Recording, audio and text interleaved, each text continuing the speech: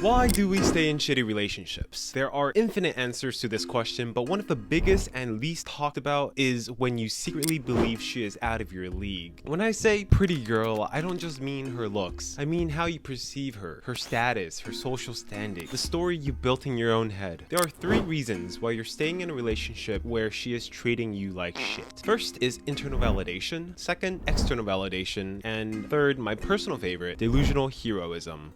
First is internal validation. It's hard to break up with a girl you perceive as higher value because you're insecure about your own worth, and dating her makes you think, if I'm able to get in a relationship with her, then that must mean I'm worthy enough, right? So I grew up chubby, covered in acne, and invisible in my high school. And so when I started dating my ex, who was the most popular girl in her high school, typical baifume, I felt like I leveled up. I selfishly used her status to inflate my confidence because I was still insecure despite having somewhat of a glow up. Even though she treated me like absolute shit for a few months, I kept telling myself, she's improving, I'll give her some time, or we're still learning to be in this relationship. I thought I was being romantic, but in reality, being with her was just a temporary fix to my insecurity. It's really easy for us guys to put the pretty girl on the pedestal if you perceive yourself as average or had a rather late glow up. Why? Because this pedestal is built on the imbalance of who you're dating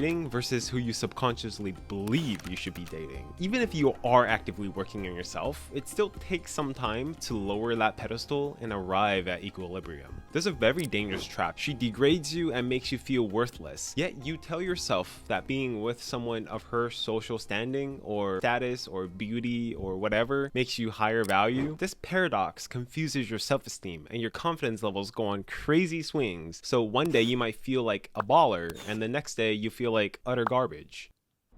The next reason is external validation. Most of us guys won't admit this because it makes us sound a little shallow and misogynistic, but when we have an attractive girlfriend, we are itching to show her pictures to the bros. Because when you flash the pic and all the guys go, damn, dude, she's cute, or how did you land that? All of your brain's dopamine receptors go off like fireworks. You feel a fucked up sense of accomplishment. People fill in gaps in stories with their imagination. So when your family, friends, and strangers see you with a partner who appears to be more intelligent, attractive, and more successful than you, they naturally assume that you must possess some hidden qualities that attracted her. The irony and the secret here is that you do have qualities that attracted her. You just don't fully recognize it yourself.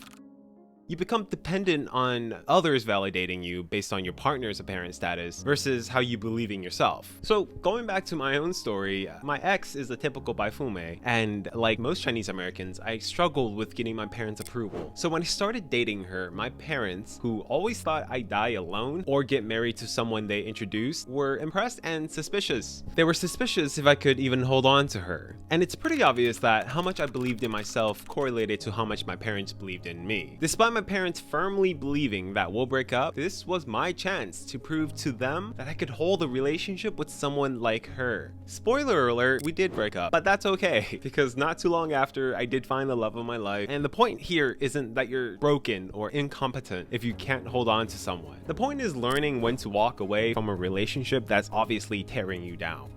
The third and the final reason is a weird one. I call it delusional heroism. So what does that mean? It means you're a romantic and a problem solver. And I'm not referring to the problem solving of being a hyper-masculine macho man who's brute forcing a solution to their partner's problems. I mean the effort of helping her feel better so the relationship itself stays healthy. Being a romantic and a problem solver are strengths on their own, but when mixed in with some insecurity of dating a pretty girl who is mistreating you, they morph into a self-deception, convincing you to stay in the relationship just to keep feeding your need for validation. You might believe that her coldness towards you is just a hurdle to true happiness, and that overcoming the terrible feeling of being with her is but a trial of your patience, passion, and perseverance. For my ex's birthday, I took her out to a fancy restaurant, ordered a themed cake, and threw a lavish birthday party, all to just have her ignore me all night to mingle with her friends instead. She literally took a photo with every single one of her friends, and the cake cake that I got her and then refused to take a photo with me. She was going through a hard time right now and battling mood swings,